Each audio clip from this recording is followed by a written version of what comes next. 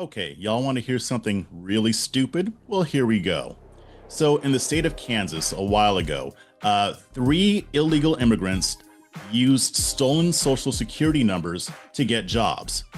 Now, they were later convicted of identity theft under Kansas law, but the Kansas Supreme Court threw out those convictions. You want to know why? Here's why. Check this out. They said the Kansas Supreme Court said federal immigration law blocked the state from prosecuting these people who stole other people's identities. Now, if that sounds insane, that's because it is. It's also why the Kansas Supreme Court has one of the highest overturn rates in the nation, as actually I believe it has the highest. Kansas basically appealed to the US Supreme Court to be able to prosecute these people. In 2020, the justices at the US Supreme Court reversed Kansas's Supreme Court's ruling. The High Court said that Kansas absolutely had the right to punish identity theft.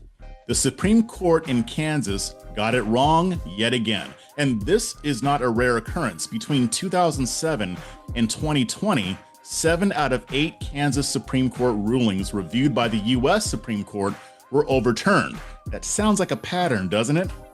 So right now in Kansas, this is the issue. The people of Kansas are not allowed to choose their Supreme Court justices. You've heard me talk about this before.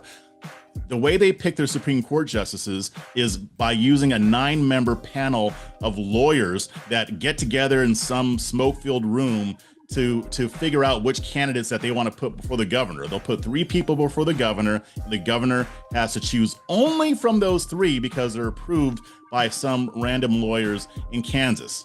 Now, here's the thing. Kansas can change that. There is a ballot measure going on right now that if it passes, the people of Kansas will be able to choose their own Supreme Court justice, the ones who are going to, adjudicate them and have a huge impact on their lives. Yeah, the people would get to choose their Supreme Court justices. So it now is a time for accountability, and it's time for Kansas voters to choose. But let's hope this measure passes, because sometimes these people really will do anything to hold on to power.